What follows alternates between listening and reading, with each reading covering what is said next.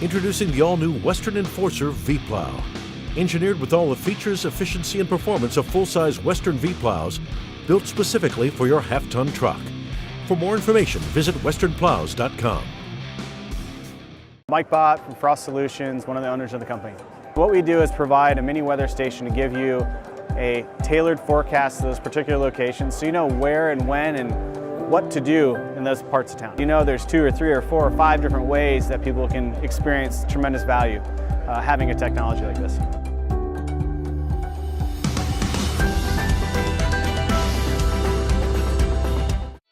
Welcome to the Entrepreneurial Journey with your host, Dave Westcott. The Entrepreneurial Journey is a weekly podcast that streams live every Tuesday at 9:15 a.m. Pacific on Dave's YouTube channel and LinkedIn profile. Now here's Dave with this week's episode.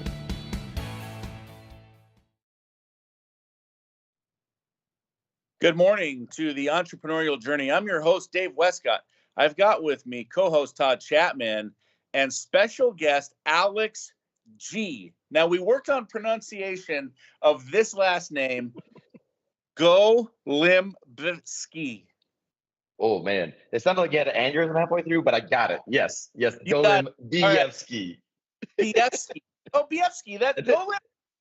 We got it. That's perfect. Golimbievsky, yes. All right. That's awesome. We got it. So I want to say welcome to the show. You're a passionate serial entrepreneur, investor, small business consultant. You have founded and led 5 technology companies, 2 of which resulted in 7- and 8-figure acquisitions. You've coached hundreds of entrepreneurs and small business owners with ranging from revenues from anywhere from 100,000 to 10 million. Your insights coaching landed you as a repeat judge and coach on The Blocks, which is where you and I met. And the entrepreneurial, then this entrepreneurial TV show is going to be on Prime Video. So tell us a little bit. Well, listen, first of all, I want to start out with, now that we're connected on Facebook. I saw the deal with the hair, right? The man bun, right? The man bun. I saw the video because you did a video where it was like, this is the very first man bun, and you showed the little ponytail. And I want you to know that I've been there. I've done that, and I've had a lot. There was a time when I had flowing locks just like you, but those days have long since vanished. And so I just want to say that was a brave share. Thanks, Dave. You know what? You have a majestic hair, and the style you got, it just works, man. I get it. There you go. You got to go with the flow, man. You got to go with what makes it happen. Can we do it? How to do the man bun the proper way? Like, can we kick it off with that? Or I still don't know, to be honest. Like, every time I do it, my wife looks at me, and the first time I use a scrunchie, actually, which turns out is not the same thing as a hair tie. So I'm getting schooled by both my wife and my 7-year-old daughter on how to do a man bun. That's good. That's cool. So not only are you an entrepreneur, which is, obvious from your bio and everything that you've got there, but you also do a lot with family. So I noticed, just seeing on Facebook, married, I think 19 years, right? You do a date, like an in-date night with the wife where you have a glass of wine and you cook a meal and you drop the kids off. So family is obviously super important to you. Being a consultant, speaker, coach, serial entrepreneur, where do you find balance for all of the activities that you do? I think one of the things entrepreneurs struggle with all the time is, how do I be a good dad? How do I not lose my business or my wife along the way? How do I balance all of these different things coming at me all day long? How have you found that in your journey here? I'll be really candid. I didn't for a while. And the fact that I'm still married now for going on 19 years is a testament to my wife and not me, honestly. Wow. So it took my first decade of business. I didn't have balance. I dove fully into the business and I paid the consequences of it. I think my marriage wasn't on the rocks, but whereas I got into business to change my family legacy and I really was doing it for the family, it became clear to me a couple of years ago that my espoused values and my actual actions were not lined up. And so thankfully, again, I missed some precious years with my kids, but now I'm making it up. I'm spending a lot of time with them, and the work that I do now, I always bring back to the main thing, which is this isn't about me. This isn't about making money. This isn't about anything other than I now want to show what it looks like to follow your passion for my kids, and doing it with a true sense of balance that your actions line up with your actual philosophies. Yeah, that's awesome. What's the, that's like, it sounds good. It sounds like that's the plan, but what's the tip? Like, if I'm an entrepreneur on the show, what do I actually do? Like, because we hear so many people, and it looks like you have fun like everywhere you go. You're always smiling, you're laughing, you're having a good time. Like life feels good if you're Alex G, right? But at the end of the day, like so many entrepreneurs, I think that they sit on the call and they listen and they say, man, that's true, but you know what? I can't make the soccer game tonight because if I don't make payroll. If I don't run this lead, I might not be able to pay my bills this weekend. And I hear a lot of like, hey, there's the reality of what the books and the coaches and everybody say, and then there's the reality of I'm just trying to make it and nobody understands where I'm at. As a coach, how do you start to walk through that step of balance of, because coaching just isn't like, I'm a believer that coaching is really intimate. It's not like, we just like, we get hooked up and then, it's like, okay, you're going to coach me on some business stuff, man. There's going to be some life stuff and some personal stuff and some marriage stuff and some kid stuff. And not only are you a coach, but you're like a therapist and a psychotherapist on level. And so how do you start to really help that individual change the way that they're looking at their life and their business and their behaviors to be able to jump on Facebook and say, hey, we made dinner tonight and we created this new recipe and we shared wine on the back patio, and like, because that looks amazing, right? How do you coach them through that? Okay, love the question. Let's get brass tacks. It comes down to a matter of priorities. And early on, all of us, small business owners and entrepreneurs, we don't know the right answers. And so what we do is throw hours at the problem to wade through and hope that we hit gold here and there and get closer and closer to what actually works. And so when I connect with a lot of my clients, there's two really practical exercises that I tend to do with them. One is that you really need to have a strategic direction for your company. And a strategic direction isn't a goal of being the best plumber in your town or having the best customer service in this industry. Those are goals. That isn't a strategy. And a strategy really comes down to really knowing your customer's problem, why they would choose your solution over all the other crazy alternatives, or even staying with that pain, and then creating a concerted, guiding action plan towards solving that problem in a very efficient way. And so this is kind of like you're mapping out a bullseye. You can't prioritize effectively until you know what the target is. And that takes oftentimes a coach, lacking a coach, it takes outside perspective and good counsel to zoom you out of that myopic focus that you have in the business to zoom out and work on the business. So that's one. Good target, good strategy, cohesive plan for it. And the second is very tactical. And that is, every 6 months I do this. I should do it every 3 months. I tend to do it every 6 months. I write a list of all the areas where I spend my time in descending order of time spent. And then I flip that and I reprioritize it to where I should be spending my most important time or the most critical areas for me to spend my time in. And then I chop the bottom 40% off and I look for a virtual assistant, an employee, a tool, a process to automate and remove that part from my life. So back to the original question, how do you maintain that balance? Is you have to know what you're after and you have to prioritize well and know that your family doesn't fall on the bottom of that list, right? It has to be up there, but you shouldn't be blowing off your family for an untested venture or another product or a flyer on different things. Like, that's a gamble. Do do the trade-off when there's high leverage for you to do so, and then be with your family on the other areas, because the whole point, at least most of us start, is to change your family legacy in the first place. And you don't want to get to the end of the road and not have a family. So true. I think that's a fabulous answer. Partnerships and profits. That's the title of today's show. That was a nice little segue into what we're talking about here. Partnerships and profits. I think that one partnership, I think, can always be tough. I think that as you get into business, my kind of thought on partnerships is, do I want to have a partner, and are they going to pull the same weight as I am? Are they bringing the financial investment? Who's bringing the hard work? What happens if there's a disagreement, a divorce? When you're coaching your clients, or when you're looking at, some of these startups getting into 100K, early on, that's early money. That's year one, maybe year two for some.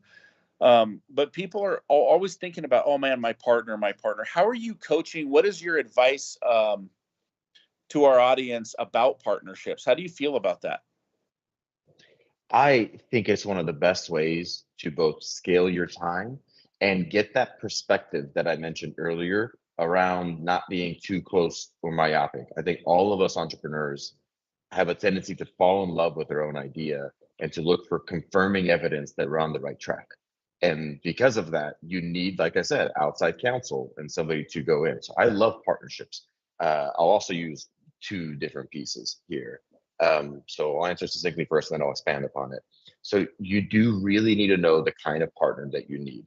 It can't just be the yin to your yang from a competency standpoint, though that clearly is a big piece. If you're a rainmaker and a salesperson, but not detail oriented, you probably need an operations focused person that can deliver the value and make sure that your clients are happy and delighted and all that. But tied to that is that a passion of theirs? Because to build a company is a Herculean amount of effort, and you can't get there just by being good at things. I'm good at things that I delegate all the time because it drains energy from me. And so you have to find a partner that complements you with the competencies and kind of the passions for it. And the second part is more to do with structure and safety for both of you. It is uncomfortable to talk equity. It's uncomfortable to talk governance, like who controls what. It's uncomfortable to have agreements, but good fences make great neighbors. And there's a really good quote by Brene Brown, who her quote is, "To be unclear is to be unkind, and to be clear is to be kind."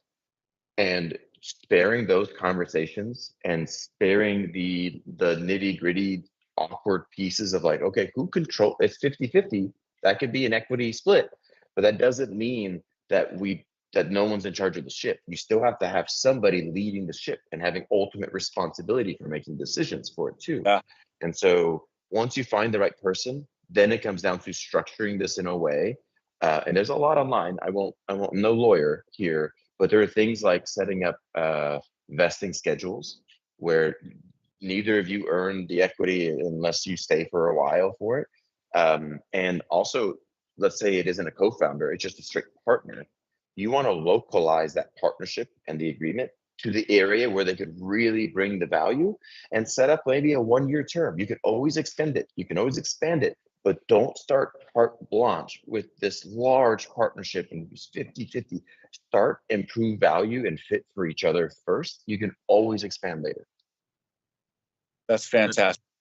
That's great. I mean, in my history in franchising, I mean, partnerships it's not, typically it's mostly solo owners, but I would say in my experience, about 8 to 9 out of 10 ultimately, I wouldn't say fail, but they split, and it's so common that I've seen that over the years, and as Dave mentioned, it's whether it's a misunderstanding of expectations going in, and oftentimes I see it's like that. You got the one that's putting in the work equity, and then those who are investing more financial, right? Because someone that the person may be passionate and driving it is working hard, but they may need some financial help to get the business going. In your experience, what has made those successful partnerships? I mean, you've talked about, obviously, having some really clear structure and understanding those strengths and weaknesses. But outside of that, I mean, where do you see the success, and where do you want to avoid, and maybe some of the struggles you've seen in some partnerships, whether it's your experience or those people you coach? Where do you prevent these for our audience who may be considering,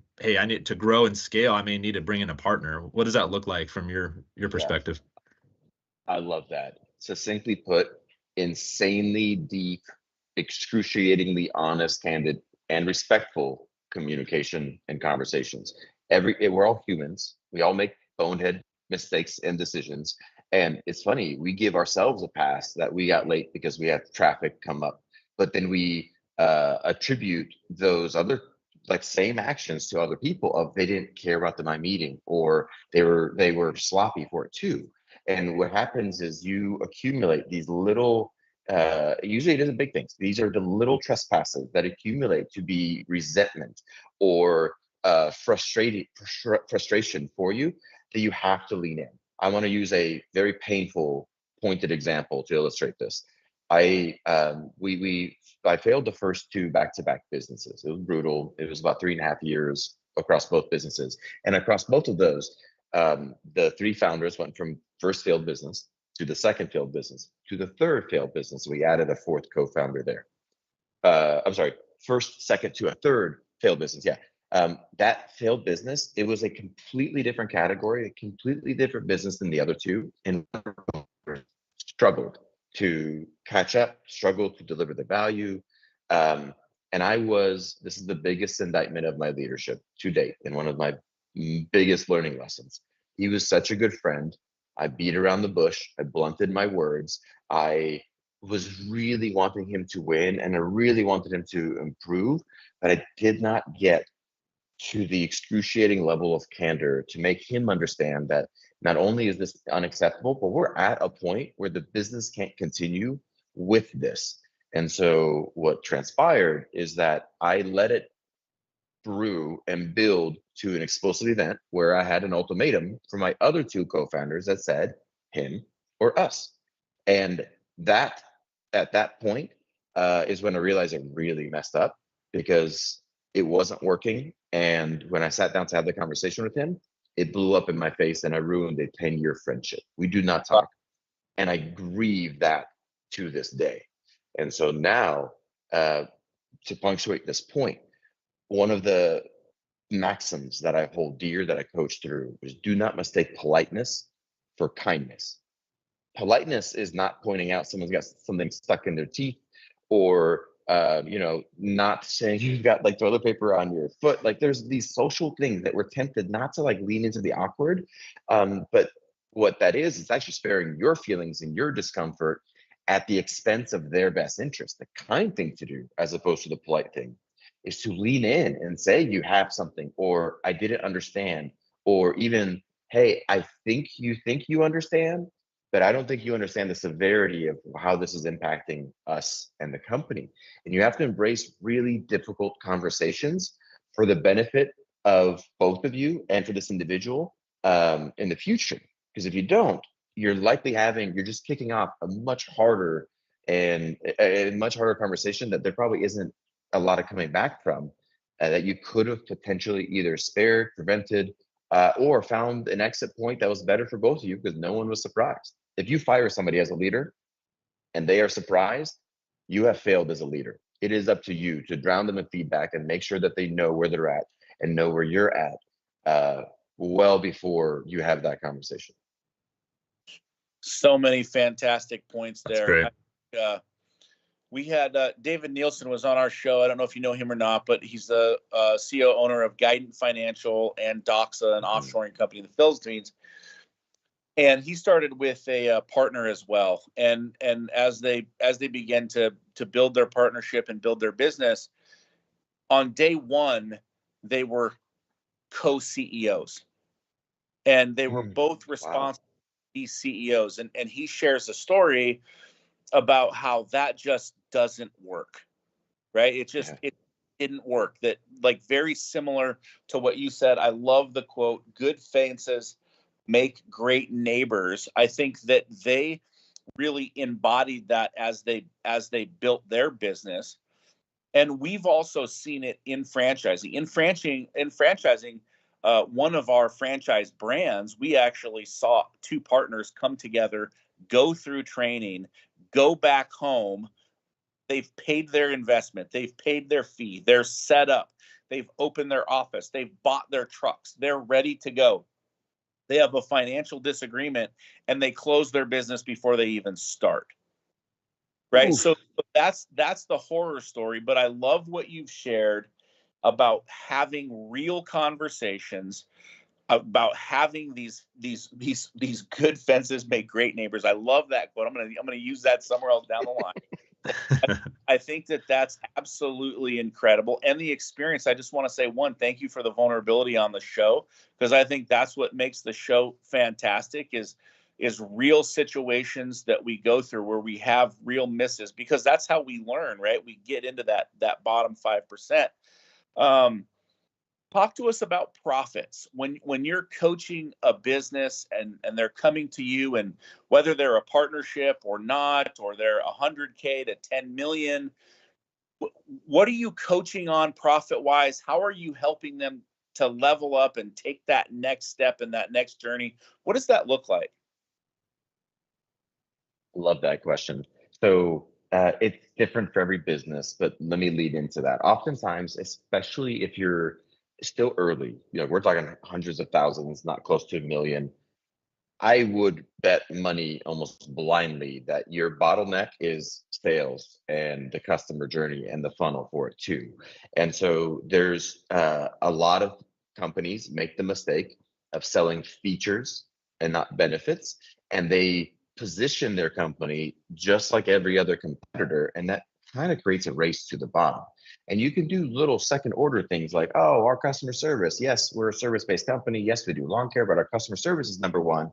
But that's a second order concern, maybe third order concern for most customers. And you're still positioning yourself as a lawn care company, right? And so you have to find ways to, again, this comes down to that strategic bullseye of like, who are we solving the problem for? What is the real problem? Is it that the grass gets cut, or is it the fact that he works so much and all of these things around the house have to get done, and like he or she can't do all of it? Right now you're solving a different problem than just cutting grass. You're freeing up time for them to spend with their family, right? Those are higher order problems. And so there's a sales and commission positioning piece that I think a lot of entrepreneurs miss, that can optimize, that could raise both the value perception, how much pricing that they have. And to be frank, even if all those stay constant, the conversion rate of people saying, yes, I'm in, yes, I need this service. And so the very clear understanding of the problem that you're solving on the front end is one of the first areas I check, is like, what is your conversion rate? How are you positioning it? Are you profitable on a per unit, per FTE, for higher and service-based businesses standpoint? Oftentimes then, if there is a really good like sales engine, then the problem could be more on the back end. The bottleneck could be more of servicing and delivering the clients. And that is where I really come alive, because I'm a technology guy, a technology startup, but I have a part owner in a recruiting company. And damn it, it is one of the most like technologically empowered recruiting companies that I promise you like exist, at least in my region, for it, because we have automated so much that one person can do the work of 2.2 is kind of what we're estimating of how much work, how much follow-up. And that becomes a way to drive, like lower your cost and increase your operational efficiency.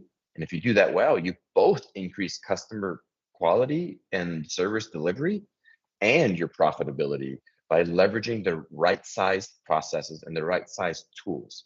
This is where I have to precaution like listeners. Carl Jung, he's a psychologist, 1960s. He has this wonderful quote that says, "Be wary of unearned wisdom." And what it means is like, you just can't go online and say, here's the top 10 productivity hacks or, tools to use, and throw it in your business and hope that it works. That's oftentimes where you actually bleed more time, because you're flailing because you don't quite understand the real bottleneck or the most important next thing to do. You really have to stop and put leverage, I'd say 1 or 2 initiatives at a time, streamline them, reduce the friction, make sure it's, if it's a front end process, converting really well, it's a back end process that you are indeed saving time, and then you move on to the next bottleneck. You fix one bottleneck, there's another one downstream that now you're going to move to that.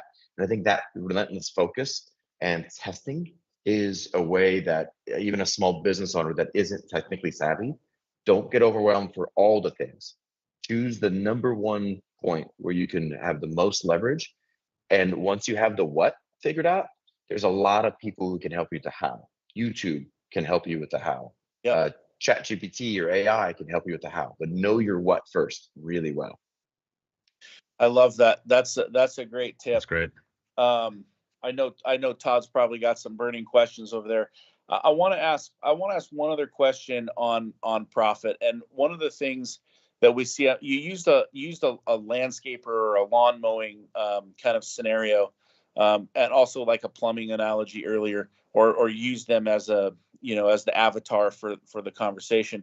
One of the things that I see that happens with businesses running from that maybe that $1 to $4 million range is a business, typically service based, is going to ramp up sales, and then they're going to have indigestion from those sales, and then they put the brakes on the sales and they stop selling because they're like, oh my God, so much indigestion.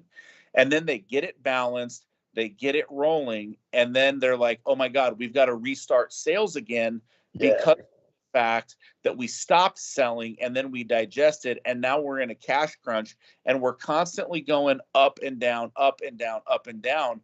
And it makes business really, really painful. I don't know if you've ever had one of your clients experience that, but if you have seen that or experienced that, or just from your business knowledge, how would you coach entrepreneurs around that? Do you stop selling? Do you always keep selling? What is your methodology there? Love that.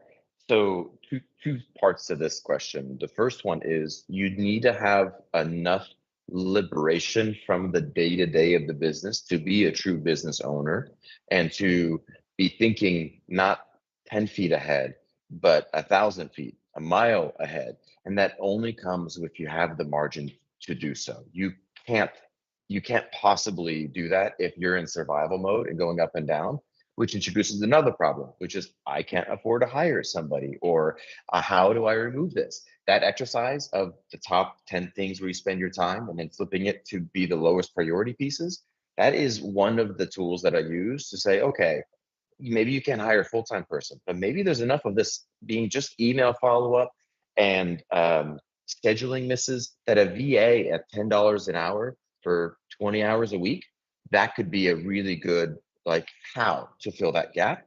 So that is one, is you need to pull yourself away from the time. The other part is going to have more to do with creating an engine for sales and creating a process for it that continues at least to move things, even if you're not at the helm. And so those can be simple things like once I put a customer in my CRM, I'm going to send them the onboarding checklist. I'm going to send them what to expect and to get an intake form with questions. And if I don't hear back from them in 3 days, it will send another reminder to them and say, hey, we missed this, right? Same things with the sales calls. I don't automate everything though. I'm an IT guy, technology guy, because the personal touch still really matters. But you can send the initial email and then have a VA or a piece of technology that does the follow-ups. Most of the time we fail because of just the lack of follow-ups, because we dive in. And so even within the sales, this is a bonus, I suppose, even within the sales process, there are high value and low value tasks, or higher value and lower value tasks. Getting a customer to be qualified, to know if a customer is qualified, is easier than closing that customer and making them a client. And so to the extent that you can put yourself as an owner in a position where you are the closer, but maybe you have that VA that just chases them down, schedules the meeting, just allows you to show up to the meeting, or maybe it's the other duties as assigned part of every job that you have of yes, you're doing this, but you're also going to go back through and send up these follow-ups or just schedule for me, you can find ways to even have a light push in the sales direction, allowing you to have meetings set for you and just to be closing those. Those are one of those things, Dave. Last thing I'll say here is the sales engine, especially once you get an influx of actual customers that you need, becomes still very important, but less urgent than fulfilling those customers. And then a lot of entrepreneurs, we focus on the urgent over the important, and you have to have mechanisms in place to continually push the important things, knowing that some of the urgent things may fall off, or you may have to defer them, or you may have to say no to them. Yeah, that's awesome. That's good. I love the quadrants there, the urgency and importance, I love that topic. That could be a whole podcast in itself, I think. But, one of the hottest topics right now is AI. I know you've got some background in technology, Alex. For that small business owner, that guy is looking to scale. Maybe he's, a 1 to 4 truck type of guy, whether it's landscaping or, some of these service-based businesses. What technology or AI tools can help that type of owner scale? I mean, you touched on processes and automation. I mean, because some of these guys, I think it's kind of like we've talked about it in some previous podcasts of, some people will have some knowledge of AI, whether it's Chat GPT or just some of this base knowledge. I think most people fall in that bucket, but for that normal business owner out there, that's just like, hey, how do I adopt some of these tools? I don't really know much about it. What would you recommend to that business owner to help implement something today that would help scale their business and help automate some of their processes? I use AI to supplement my biggest weaknesses, right? I am not a marketer or an advertiser by nature. I've done it because I needed to. And what I do, and we can recommend very specific things, but what I generally do is first use it as a sounding board and almost a thought partner to say, help me work through this.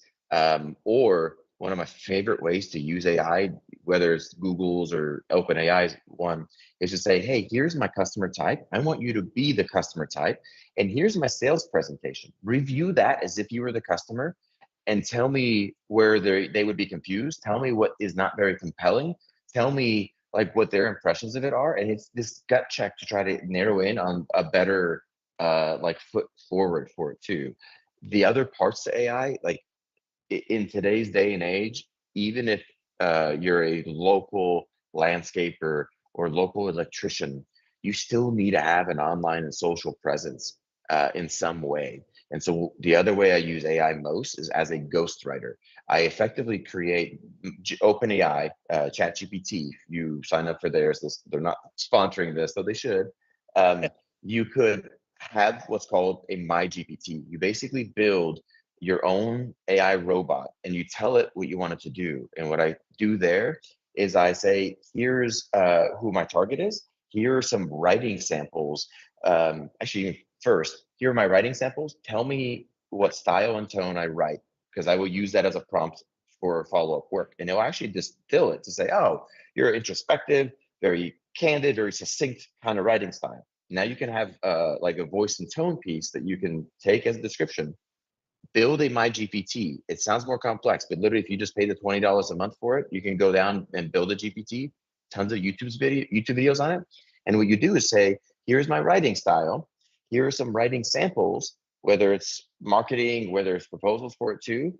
I want you to now create content for me to match the voice and tone for me and pull it out of, like, give it a whole bunch of things. If you have a blog post, if you have a video transcript, say, here's one of these, pull out the things that I can use and let it create the social media, like quotes and tips all in your voice and tone that you can use to put out there. Again, even if you're local company, customers still Google you. They still look at your social profile. And if it looks like an internet dark alley, you don't get the credibility of people saying, yeah, they feel like I don't know, like they're an unknown for me. The more you have that, which is hard for a lot of owners, the more conversion and the more you kind of position yourself again as an expert, as a community leader, as like the sure thing to do if you need a plumber or electrician. That's awesome. Great. Great tips. I love that. In fact, I'll tell you that I used ChatGPT just yesterday in what are pain points for janitorial clients. Like, I didn't want to sit there Yeah. pain points. And I was just, can you tell me pain points? And it just shot out like 20 pain points. And I was like, oh yeah, those are better than what I could have thought of anyways. Hey, sales guys, here's your pain points to work on. Yeah. Create your scripts, right? Like, I think there's so many applications that we can use in AI. This has been an absolutely fabulous call. We're bringing this in for a landing. Partnerships and profits. Todd, any final thoughts from you? And then Alex, bring us in for a landing and share any final thoughts that you may have. No, yeah, just the final thought is, I mean, obviously there's a lot of great points here. I mean, I think, just talking about one quote I had that you talked about is, do not mistake politeness with kindness, and that clear communication, especially in partnerships. I think that's so key. And in my experience, I think that open and honest discussions, rarely happen, at times, even though they're working together. They may be closest friends, they could be family, and mostly in the franchise space, I've seen that.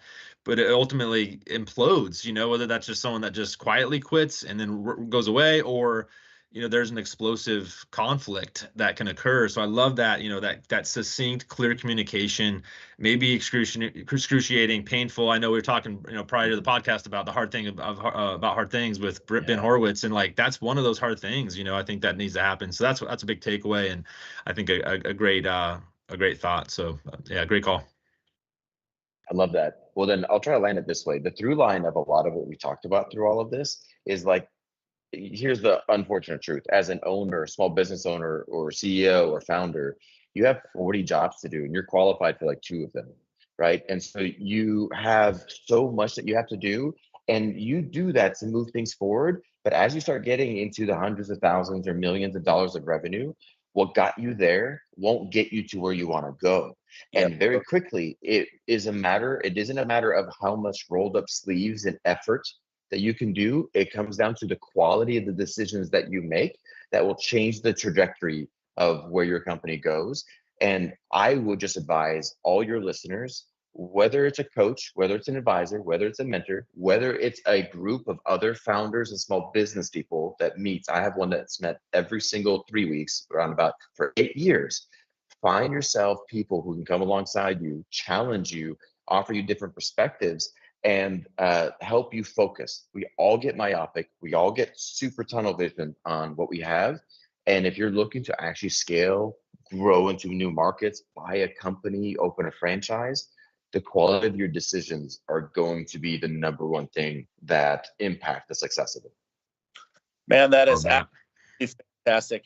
I'm a believer that everybody needs a coach. Everybody needs a coach. It doesn't matter if you're doing 100 million in revenue, 10 million in revenue, 100,000 in revenue. You need someone by your side. You need someone to help you level up, look at your business from an outside perspective, and help you with all of those things. Alex, you are an absolutely phenomenal coach. You've built phenomenal businesses, wonderful consultant, speaker. I think that anybody on this call, if they want to level up, if they want to take their business to the next level, if they really want to grow, the best thing that they can do is get in touch with you, work with you. I'm just a huge believer in who you are and what you've built, and that just the balance of life that you share is fantastic. How can our audience get in touch with you? I love that. I have a website called, it's Alex G. Golimbievsky's too hard. AlexG.consulting. AlexG.consulting. So if you jump on that page, a couple of things. My social followings are at the very bottom on my Facebook or LinkedIn or X, formerly Twitter, there. So just connect with me. I'd love to connect. I do have a hiring guide. So if you are in the midst of hiring or trying to interview other people, that is where I see a lot of business mistakes being made. I have a free hiring guide with like legit questions and real answers and example answers that I encourage everybody to check out.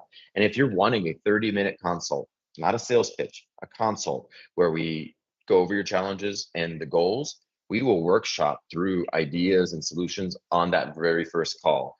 And if it still feels like there's more to unpack and you need that, then I'm happy to talk coaching, but you will leave at that 30 minutes with better decisions. That is my paramount goal every time we jump on. So I encourage people to check out AlexG.consulting. All right, that's awesome. You heard it here, AlexG.consulting. Go get your free hiring guide, right? That's awesome. I think I'm going to download it this afternoon, take a look at it. And then, hit them up for the 30-minute consult. I think that's absolutely fabulous. Take your business to the next level. a lot of this stuff resonated with you. I've got 2 pages of notes, and I've been doing this for over 20 years. It was a fabulous call. I'm going to learn how to do the man bun again sometime. We're going to Me too. down. Like, we got a lot of things to work on here, but this has been a fabulous call. I'm your host, Dave Westcott. Follow me on LinkedIn, Facebook, Instagram, YouTube. If you found this helpful, drop your comments into the comments. We'll get back to you on those. We love your shares. If you love this podcast, give us a share, give us a like. This was absolutely fabulous. We're back 9:15 Pacific Standard Time every single week. Thank you so much. This has been an awesome, fabulous, wonderful show. Everybody have a great day. Thank you so much. Mike Bott from Frost Solutions, one of the owners of the company. What we do is provide a mini weather station to give you a tailored forecast to those particular locations so you know where and when and what to do in those parts of town. You know there's 2 or 3 or 4 or 5 different ways that people can experience tremendous value having a technology like this.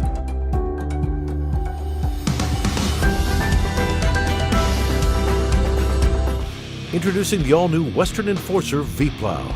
Engineered with all the features, efficiency, and performance of full-size Western V-Plows, built specifically for your half-ton truck. For more information, visit westernplows.com.